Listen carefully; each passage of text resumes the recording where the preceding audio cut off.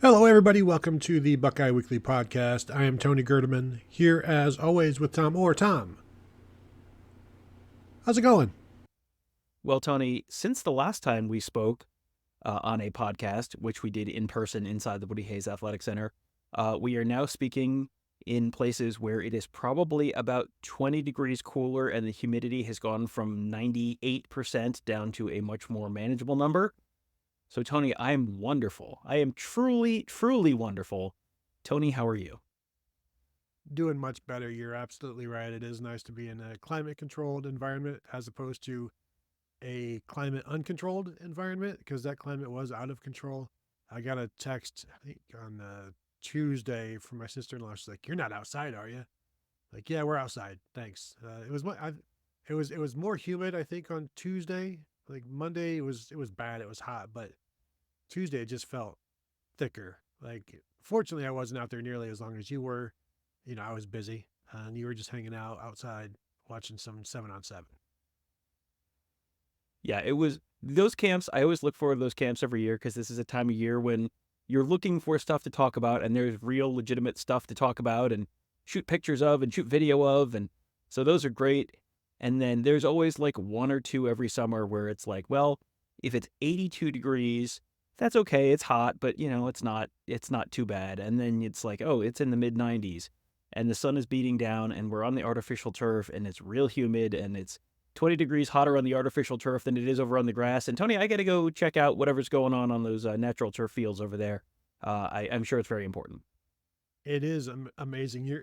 Because we're over on the outdoor practice fields at Ohio State at the Woody, and you've got grass fields there, and then it's hot, but you're walking along from that grass field in the end zone to get to another field, and that you can just feel like if you're walking with your eyes closed, you could feel from the time you go from the grass field to the plastic field, the artificial field, because you just hit this wall of heat where it's just you're like it's just radiating on you. And so yeah, it was always better to, like, what, let's go like the running backs are over on the grass field. You're gonna go check that out, or I want to go watch this particular game, this particular 7-on-7 matchup between, I don't know, but I just know I want to be there. And so yeah, I'm not saying they should get rid of the artificial turfs, Tom, because it's hot, but I'm not saying they should keep it. Yeah, there are injury concerns linked to artificial turf and the split film artificial turf. There are also, to me, some heat stroke concerns in certain situations. So yeah, I would be okay with them going to all natural grass, but the reason they have two natural grass fields and two artificial turf fields is then you're prepared for whatever you're playing on that week. You can practice on whatever that is. So that's why they do that. There's a reason for it, but yeah, I greatly appreciated the natural turf this week. And for the people out there, don't wear your jelly shoes on the plastic turf because it might just all melt together. Tom, now this is not us coming up with this topic. This is a topic that was sent to you, and like, hey, could you gentlemen please discuss this topic on the show? And it's not something we would normally discuss unless the many times we have.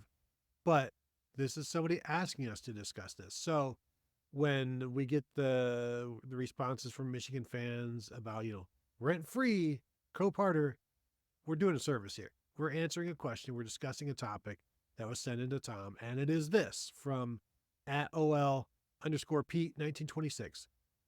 Is it conceivable that Michigan will be barred from postseason play? And for one, thank you for the title of this show. That's fantastic. It's going to be good for YouTube. Thank you for that. But the easy answer here, Tom, is absolutely it is conceivable. Now, we may have to get into the conceiving of the ways it would happen, but it is definitely conceivable, even if it doesn't happen much anymore. This is something that it would be inconceivable if it wasn't a possibility. So to me, this is very conceivable, and we can go from there. Right. Yes, this is a punishment that can still be levied, and they are facing significant accusations, shall we say. I guess we can't say allegations yet because the notice of allegations has not come out yet from the NCAA. But yes, conceivably they could be barred from postseason play. That is a possible outcome here. Is it a likely outcome? Probably not. Possible, conceivable, sure. I mean, I guess theoretically, can you still get a TV ban? I think a TV ban would probably fall on the inconceivable side of, yes, theoretically possible, but absolutely not going to happen side of the ledger. A bowl ban of some kind, a postseason ban of some kind, sure, it's possible. You could conceive of a scenario where it happens. Is it likely? Probably not. And you pulled up some recent examples of cases where not so much. Well, and I'm just looking really quickly at the NCAA major infractions cases, and I just clicked on TV bans of 1 year, which would be the max. The last television ban that I have here is 1996. So, and that was the Was it University of Maine. Auburn? Oh, University of Well, Maine. Well, I mean, Maine, yeah. if you remember Auburn the was TV 93. landscape in 1996, when there were not a million TV channels and not a million games on TV, I'm sure the University of Maine was the backbone of a lot of TV networks' big plans for that season. So a big shock, and definitely something that we all remember happening. Couldn't even be on local Maine television due to extra benefits provided to numbers. Can you do a sick while you're reading it via a podcast? Numerous student athletes and proper certification of academic eligibility. This all sounds bad, and proper recruiting. But Baylor in '95, and these aren't necessarily all football, but just what other sport was on other than basketball and football. So you kind of get the idea there. Ole Miss in '94, Washington in '94. These are all like handed down that year. Texas A&M in '94 as a repeat violator. Even before the SEC, they were in the SEC. They were already repeat violators out there. Oklahoma State, and then boy, it used to happen several times a year. Now it hasn't happened in several decades. But the Washington had one in postseason, 1994 because Ohio State played at Washington in 1994. That was the same day as the Cordell Stewart Hail Mary game. I did not live in Ohio at that point, so the Ohio State-Washington game not being on TV where I lived was not a thing that was remarkable in any way. Was the Washington-Ohio State 1994 game really not on TV? well, this let me just see here. Yeah, it was 1994, and I'm wondering if maybe the television ban was in '95, as it just trying to read all of this real No, quickly. But they were banned for 1 year. That was handed down in July of '94 for extra the benefits. Washington-Ohio State game in Ohio Stadium in 1995 was on TV. I remember watching that one, but '93. maybe they really did have a TV ban in 1994, but that was back when it was not an absolute given that your team was on TV every week. That was a time when sometimes they were and sometimes they weren't, and there was, I think, the last Ohio State game to not be televised live was 1997, maybe like a Minnesota game, or 1996. There was a game I had to watch on like WOSU or something like later on that night or the next morning or something like that. That really has not happened in 25 plus years.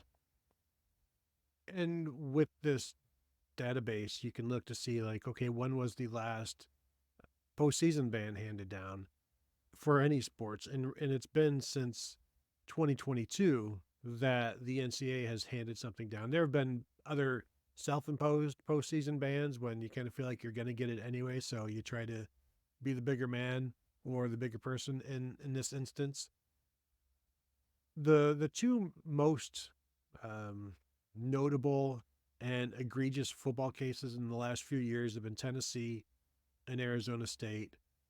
Both of those programs were paying players.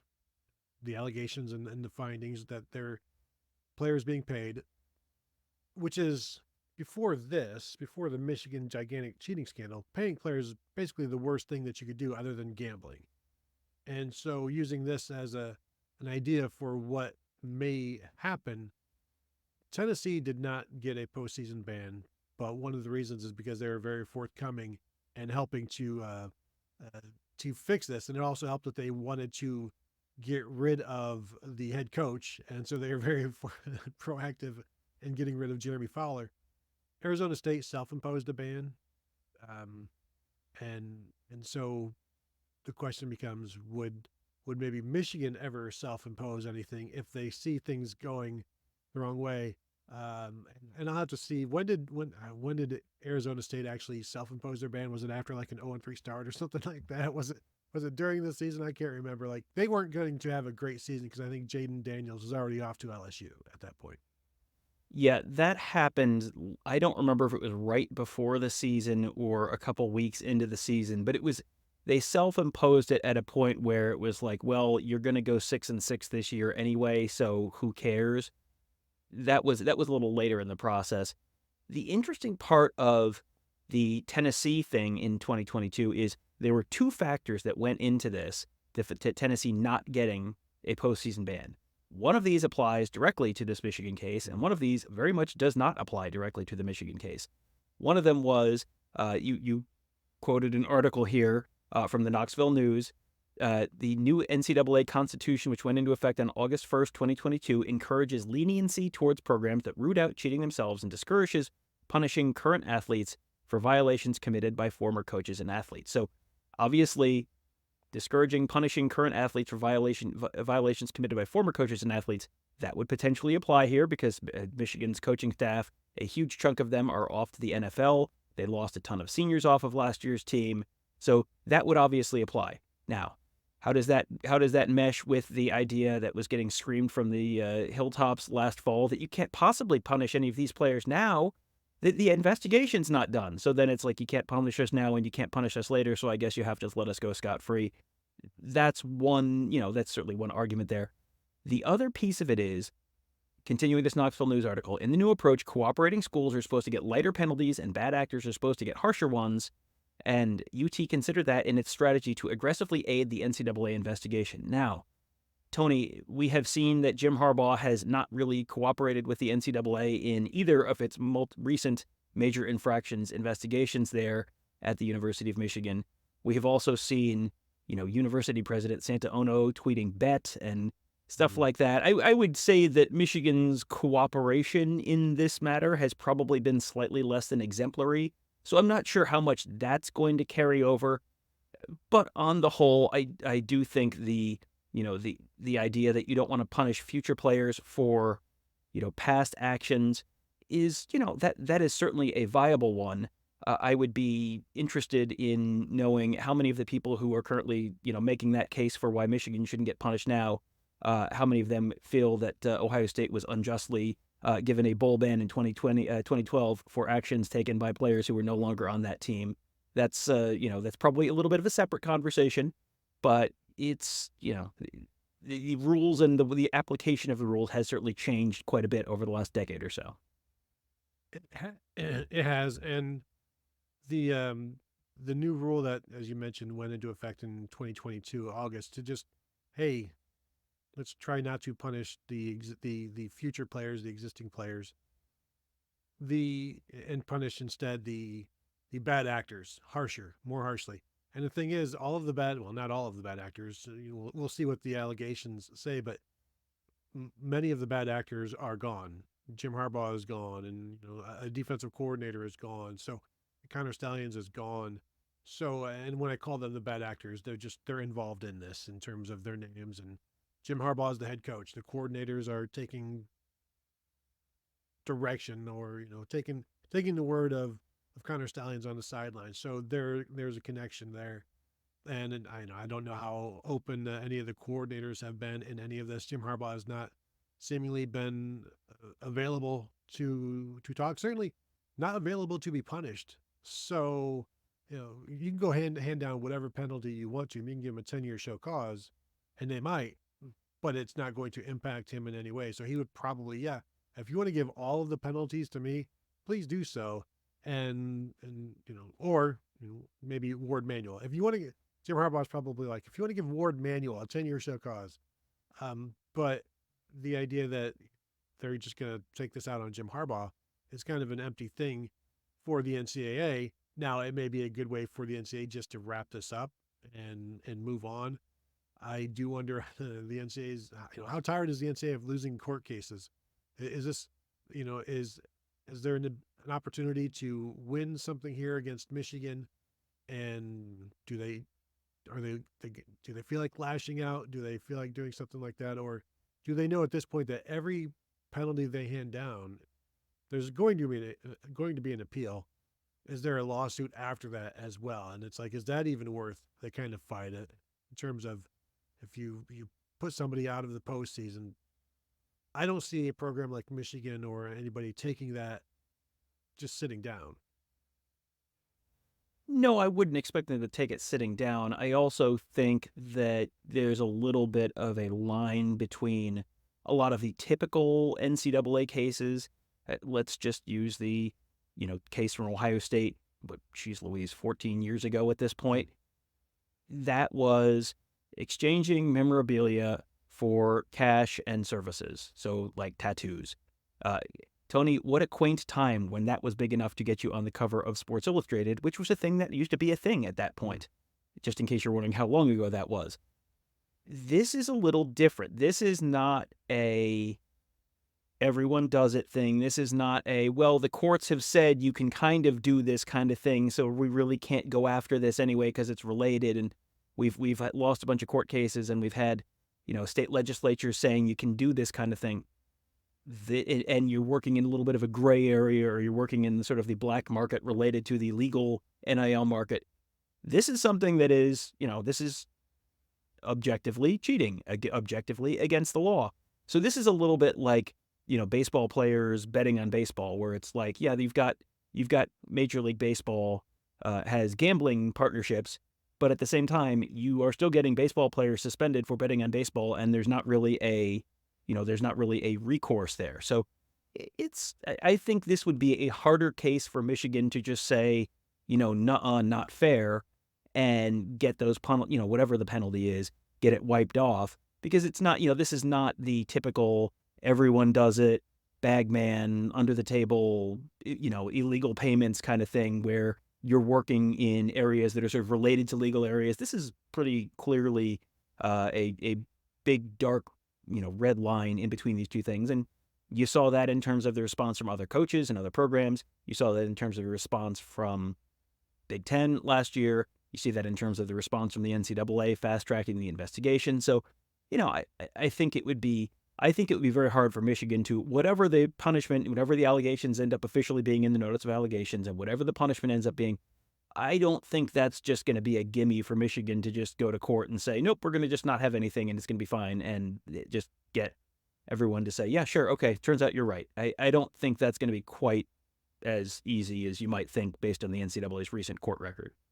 Well, and really, both sides in terms of what the punishment will be and what Michigan's argument would be towards that punishment. There's no precedent in this because this is completely, Tom, as I say, unprecedented.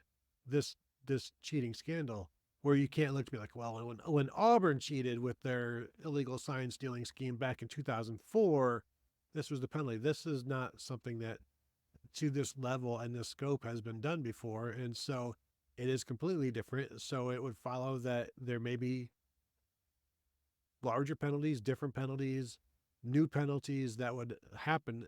And certainly this has not happened since the NCAA decided, hey, let's go a little bit more peaceably with the infractions in August of 2022 in terms of postseason bans.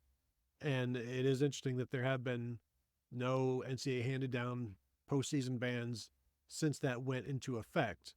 The last one listed on the NCAA's database is Ohio State, which it was April of 22 was given postseason bans, and women's basketball, fencing, I believe, and one other sport, and that was all ended up being self-imposed. But again, once you realize you're not getting out of this one, hey, we're going to self-impose and maybe save ourselves, I don't know, a scholarship here or a scholarship there. You're just trying to save face at that point.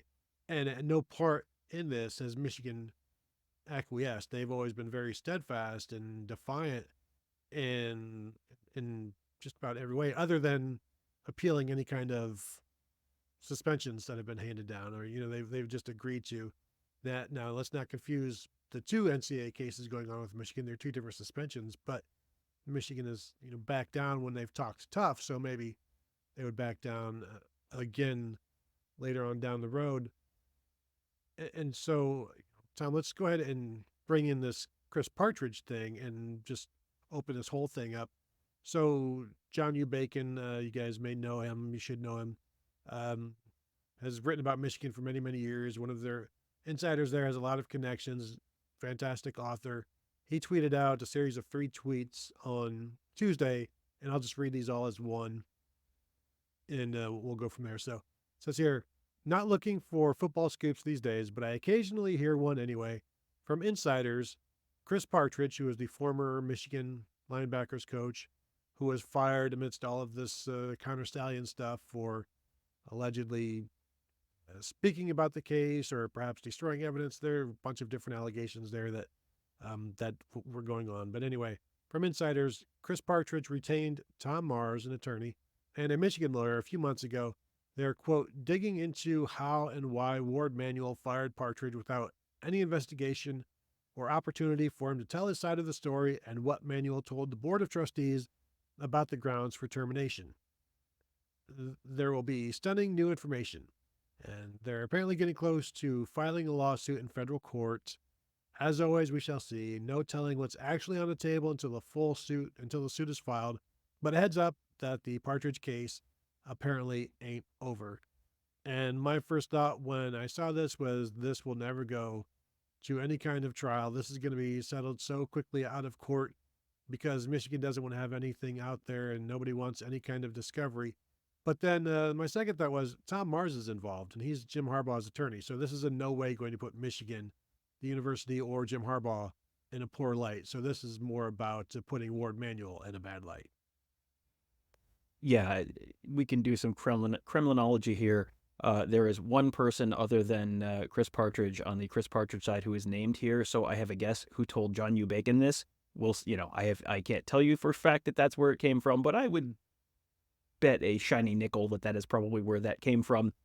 And yeah, Tom Mars, obviously not a real big fan of Ward Manuel. So this is an opportunity to go after Ward Manuel. And I think that's probably, the amount of money that we're talking about here is not an enormous amount of money. And Chris Partridge already has a job. He has a job in the NFL. I think he's with the Seahawks now. So this is not about, this has rendered him unemployable. This to me feels like, yeah, you're going after Ward Manuel because you're mad that you feel like Ward Manuel did not, he did your boy dirty after the season when he, in the contract negotiations showed insufficient fealty to Jim Harbaugh and did not give him enough money and did not vow to completely hold him blameless and, that he was going to get paid no matter what and all that kind of stuff. They had all sorts of demands. Those were not met in a sufficient haste based on how the Harbaugh camp viewed all of that. So now, yeah, it feels like this is probably a little bit targeted at getting Ward Manuel. And I had the same exact first thought that you did. The thing with the NCAA is if they're investigating you, they can't subpoena. They do not have a power of subpoena. So you're going to turn over what you're going to turn over and you're going to cooperate to the degree that you're going to cooperate. They don't have the ability to subpoena. So, stuff that you turn over to them, there is no force of law behind the NCAA's investigative arm.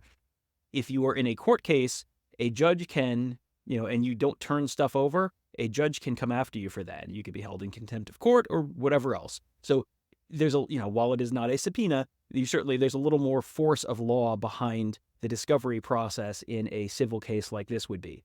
So how eager is Michigan to just open the books and throw open the doors and turn everything over and, potentially have that become part of an NCAA case? Probably not in a huge hurry to do that. So, yeah, I am with you on this one. It feels like this is Partridge, I think, maybe was in his last year of his contract or had one more year of his contract. So, we're not, for a position coach, we're not talking millions and millions of dollars here. This is probably a relatively small, easy settlement where Michigan says, we're sorry, we should not have fired you, gives him $250,000, $500,000, $750,000, whatever it is. And, maybe this is enough to get Ward Manuel fired from Michigan and then everyone on the Tom Mars, Jim Harbaugh side of things is happy. So that's probably where I would see that potentially going. Well, I think his salary last year was $500,000, and so I mean, I assume he got most of it in terms of he was getting paid until he got fired. So this feels like a very easy, simple payday. Just pay if almost you look at it, it's kind of like this seems like free money for an attorney in terms of and for Partridge, honestly, because this is going to be something that Michigan's just going to let's make this go away. Don't want to have any. Don't want to. You want this thing, all of this, to go away as quickly as possible in terms of the digging that could come from this. Like you don't want to open up this can of worms. You just let the NCAA do what it's doing. You don't want to have them dealing with anything that you don't want out there. And if they, as long as Partridge is happy, then he's not going to talk to the NCAA either. So there's also that. Tom, you're saying hush money. I'm not saying hush money. I'm saying pay the man his contract and just go from there. But what you certainly don't want to do is anger somebody, but he'll get his money, and Michigan will be able to move on from that. But with this whole thing, like you see this as like, oh, coach lawsuit, something's going to happen, and I don't think this is going to impact the NCAA side of things. It's salacious. It could be, and it could be something to talk about. But I don't want Buckeye fans thinking, oh, or even Michigan fans seeing this and being like, uh-oh. Like I don't see this impacting the overall NCAA thing. I don't know that that's going to delay anything as the NCAA moves forward with what they're doing about the ongoing case. No, I don't see this as something that's a huge needle mover. This is, as you said, it feels like this is probably a relatively easy payday because, Michigan is not going to want to drag this out. Michigan is not going to want to make this a bigger deal than it already is. And, this is on the big, in the big picture of the University of Michigan athletic department, the University of Michigan on the whole, we are talking about a relative pittance in terms of the amount of money involved here, even if it is $750,000. That's just not that much in the big picture for an athletic department the size of Michigan. And if you can make this go away, well, you maybe just make this go away. And, maybe there's a, we'll see. I don't know if, I'm sure Tom Mars, based on his past thoughts on Ward Manuel, might view, hey, maybe you should think about not having Ward Manuel be your athletic director as part of the settlement, or as a suggestion may be made during this process. We'll see if that plays out that way. But yeah, I think this is not something that I think is going to materially change anything about the NCAA investigation, simply because I don't think Michigan is going to give anyone the opportunity to have this materially change anything with the investigation. Although it would seem odd for the university president to be so supportive and so steadfast that nothing has gone wrong, to then fire the AD for failure to monitor, that sort of thing. Like if something happens, you're like, oh, you didn't know any of this is going on, and so you're gonna have to go. And when the president has already been, as you said, tweeting out bet, and so you've got some interesting situations going on there. One of the last things from the Knoxville News clip that I've got here is that just a note here that the university spent more than $1.6 million to investigate itself and share the results with the NCAA. And I don't know that Michigan has spent that much investigating this. In fact, based on some reports from up north, I think maybe you might see like Ohio State has been paying that much to investigate the case based on some of the reporting up there in terms of where the investigations are actually coming from. I don't know that Michigan has been as helpful. I'm pretty sure they have not been as helpful in this NCAA case as Tennessee has. And so that is still going to be something where I think that's going to be a factor, because not Tennessee fired their head coach. Michigan kept trying to extend theirs, kept putting an extension on his desk saying, please sign it. Do you want more money? We can give you more money. And those are two very different things. And the NCAA is going to look at that as well.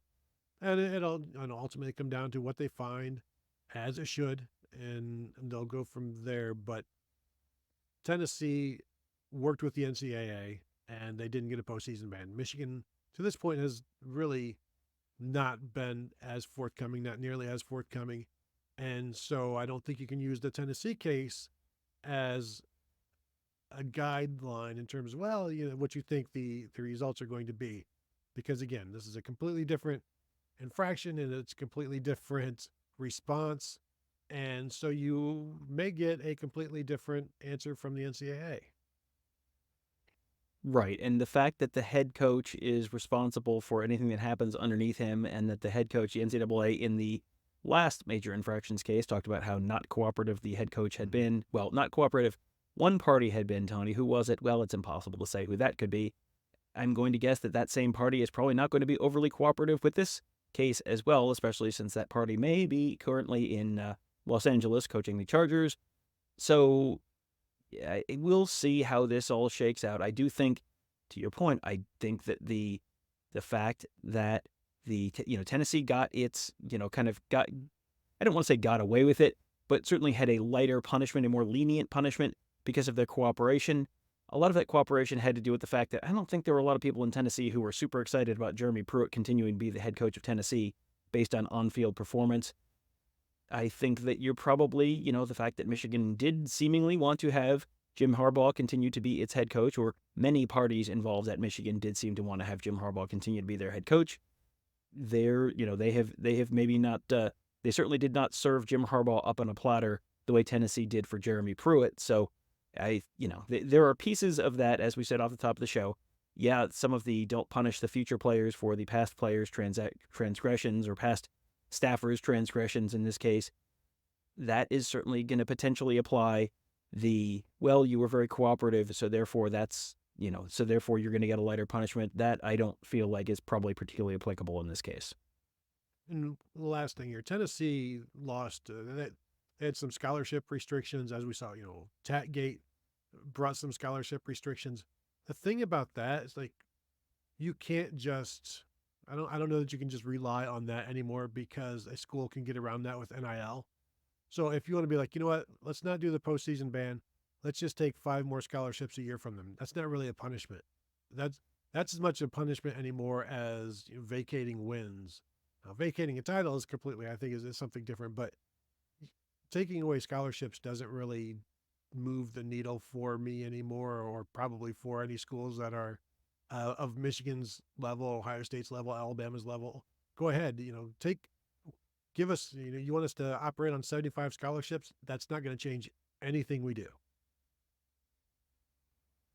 Right. It's like the Nebraska thing where they can just, you can get around this 85 scholarship cap by just having NIL that covers the cost of guys being at Nebraska. And that's something that we've seen a number of schools do over the past, year or so, where, okay, you're at 85. And so, yeah, you have to walk on and for a year, but you'll have NIL that will more than cover the cost of tuition and room and board and attendance, and maybe get some, academic scholarships or something like that as well.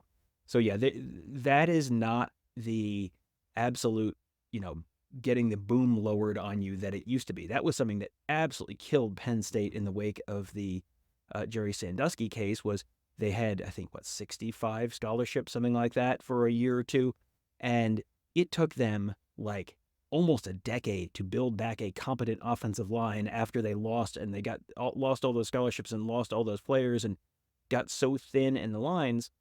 That took forever to build back from. Saw that a little bit with USC as well. I think in the wake of the Reggie Bush scandal, they lost a bunch of scholarships, and that really cost them for a while. So yeah, that is kind of just no longer a viable punishment for, in terms of actual on-field impact. And so you go through, it's like, well, they can't do a TV punishment anymore just because TV runs the sport, so that's really functionally not going to happen. And the scholarship thing doesn't really move the needle the way it did. It kind of narrows what you're looking at in terms of what are some possible punishments. Well, and that Penn State scholarship reduction penalty was so steep that the NCAA backed off of it, because it was so destructive to them that they kind of relieved them a bit a year or two early on that. I do wonder, Tom, and this is the last thing. If Michigan starts 2-0 or 2-2 this season, I wouldn't be shocked to see a self-imposed postseason ban. They've got Texas in week 2, USC in week 4. If they start 2-2, at that point, you're like, you know what? Let's be the good soldiers here. Let's just be the good people here and offer up a little sacrifice of this season and go from there. But I don't necessarily expect them to lose to USC, but stranger things have happened. So that will do it. I want to thank you all for tuning in. As always, find us at BuckeyeHuddle.com. Become a member if you have not yet done so. And for those of you who have over the last month or two, we do appreciate that. And of course, you can find us at youtube.com/BuckeyeHuddle. If you're watching us there right now, go ahead and give us a thumbs up. We would appreciate that. And go ahead and subscribe to the channel if you have not yet. So thank you all for tuning in, and we'll talk to you guys later.